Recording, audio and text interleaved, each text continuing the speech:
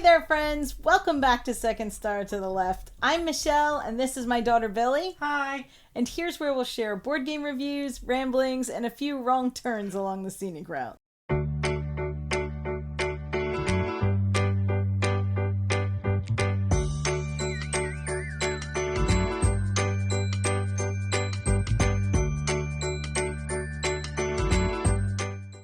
We were tagged in a challenge by Dwayne over at Blackboard Gaming. If you haven't checked out Dwayne and Alicia over at Blackboard Gaming, then what are you waiting for? Run over there and do that. They are some of our favorite people. The challenge is the Handheld Board Game Challenge. And I know you're thinking, what is a handheld board game challenge? And I thought the same thing. And then I got very excited because it was going to be small box games.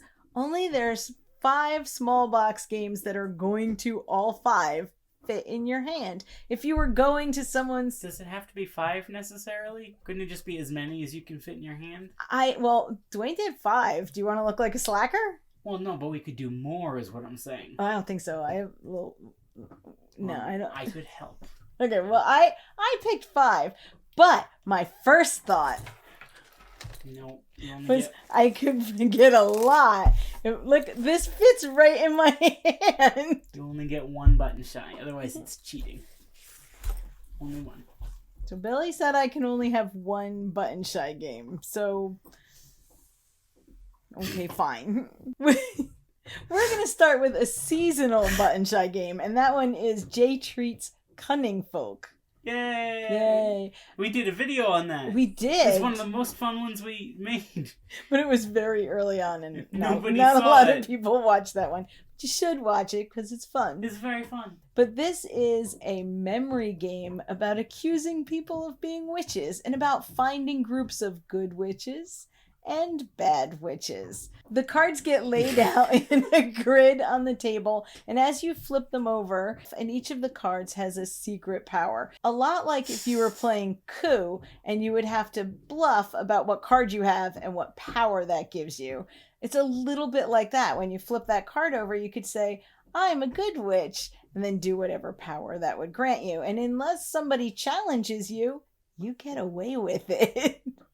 But the ultimate goal is to find all the good witches or all the bad witches and flip them over, and then you can declare where they are to the rest of the town.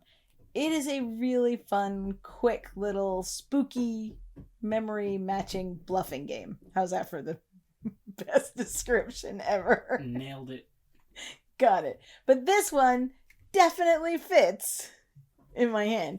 That's so impressive. I don't know how you manage it. I know, but I could get a whole lot of these in my hand. Only 1 though, because they're so small. It's just cheating. Fine. So 1 button shy, and because it's spooky season, I'm choosing Cunning Folk. The next one is one that not only fits in the palm of your hand, but that you play in the palm of your hand. This makes it really just perfect for this challenge. Win-win. Do we get extra points? I think we do. We do. We get an extra point. We win. It's a challenge, so we win.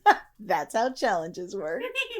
This is Palm Island, which is a tiny little resource management game that you actually play right in the palm of your hand. And I've talked about this one a couple times before on other lists, but I find this game really fascinating because I can just hold it. I don't have to put it down. I can play it anywhere I am. And while everybody in the comments said, no, don't play it in line, you'll drop the cards. Which you will. Okay, but theoretically you could play it in a line. Theoretically, but not you, because you would drop them. But I can just play it sitting on the couch, and that's kind of nice too. You have just 17 cards, and you're using the resources by turning the card to the side in your hand, and then going through the cards one by one, moving them to the back to either construct the buildings or use the resources. And if the resource gets all the way back to the front, then you've wasted it and it goes back up and you have to go through it again. It's a really interesting little game. You can only go through the deck, I think it's 3 times, and then that's it. If you didn't build all the buildings, it doesn't work. But all the cards have 4 purposes because you can flip them over, but you can also flip them top to bottom. So, because you're only reading the top part of the card, they have 4. Do the hand motion more so I get it. Oh, You knew what I meant. I'm having trouble grasping the concept. Can you show me again? No, you knew what I meant. Palm Island is a nice, quick game that you actually play in your hand. The next game is one of our favorite party games, and it does fit right in the palm of your hand. Now you say palm? Yes. And that is Fake Artist Goes to New York, which is a drawing game that you don't have to be good at drawing for. Definitely not. It's more of a pretend you can draw and bluff your way into making other people think you can draw game. You get a group around the table, and there's these tiny little dry erase chips, and everyone but one person gets a little tile that tells them what to draw, and the fake artist just gets an X. And you pass around a little piece of paper and you take turns drawing just one line. You have to draw well enough that the other people who know the clue know that you know what you're drawing. And if you're the fake artist, you have to bluff well enough. Now, if you draw too well, the fake artist will know what it is and they'll be able to draw along and no one will ever guess them. But if you draw too abstractly, everyone's going to think you're the fake art. It is a fine line between drawing just well enough and just poorly enough that you could be either the real artist or the fake artist. It's like Pictionary meets Among Us. This is actually one of our favorite party games, and it's the easiest to bring, like at the holidays or somewhere else. You just already said it was one chuck of our it in the bag. favorites. Well, it really is. Now it sounds like you're lying. I'm not lying. Next is the biggest box that I think we can still hold in our hands. This is Fantasy Realms, which if we could just take the cards out and just hold them, they'd be slippy, but they would fit in our hands really well. Fantasy Realms is a game about optimizing a hand of cards before the discard gets too big. That's pretty much it.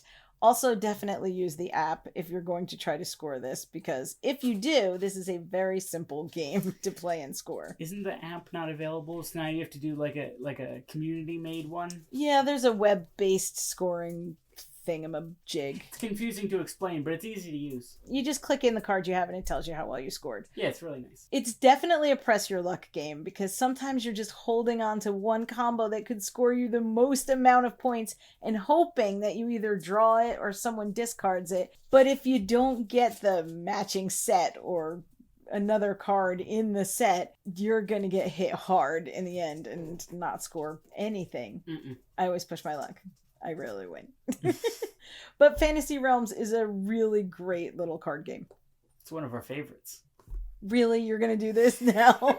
I like the games I like. But it actually is one of our favorites, though. The last one is a teeny little box filled of adorable goodness and trick-taking, and that is Claim. And because I went and got the games, I chose the original Claim because I think it's better. I have no strong opinions one way or the other. And in the other video, you said you like Claim 2 the best. Did I? Yeah. I have no memory of this. Therefore, it didn't happen. Claim is a game played over 2 parts. And in the first part, you're drafting your army full of goblins, knights, dwarves, doppelgangers, the undead. And in the second half of the game, you are playing tricks to win the battles. Very, very quick legacy game. You recruit all your dudes, and then in the next game, you get to battle with them. Yeah, you do recruit your army and battle with them, and sometimes that army isn't as effective as you wished it would be. And sometimes you think you have a little wimpy army, and they just pull it together for you. Go, little goblins, go. And you score based on who has the most of each type at the end. Mm-hmm. So in the end, you want to win the most of a certain kind of the army. This is another one that's really tiny and really easy to just throw into a bag. I'd be a little worried that it would come apart, but hey, rubber bands exist. These are the 5 games that I think we could fit in our hand. What do you think? Let's check. I'm Michelle, and this is my daughter, Billie. And our 5 handheld games. I did it. I got them. Good job. If you want to give this a try, then go ahead and give it a try and tag us and let us know that you did. The channels we're going to tag today and hope that they join in are Max and Doolin over at Table Knots, Ilya and Tylor over at Cavre, Amber at A Meeple Family, and Krissy over at Two Sheep, One Wheat. And if you haven't checked out any of their channels, then hurry up over there and do that. Thank you again to Dwayne over at Blackboard Gaming for tagging us in this and knowing that we would jump right in because, hey, we like small box games, especially ones that fit right in your hand. Yay! Thank you for watching. If you liked what you see, Or if you'd like to keep watching until we get one right. then please like, subscribe, and share. If you want to find us elsewhere on social media, all that information will be down below. As always, open tables, open minds, and play yourselves. Bye! We haven't played this in You a look like while. a huge dork. Really? Why do you do that? Fine.